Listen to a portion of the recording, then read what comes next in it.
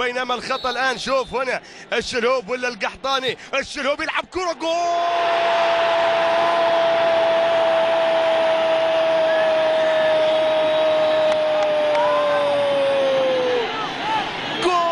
محمد الشلهوب ولد بندر في المرمى، وهدف ثاني للفريق الهلالي، وهدف التعديل يأتي في شوط مباراة ثاني.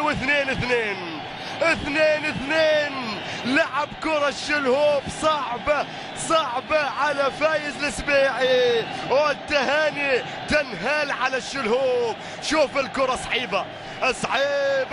صعيبة على حارس المرمى، والهدف الثاني للهلال. التعديل يأتي ومن خلال كرة ثابتة محمد الشلهوب بيسارية على يسار حارس المرمى فايز السبيعي. 2-2 رجعنا مثل ما كنا.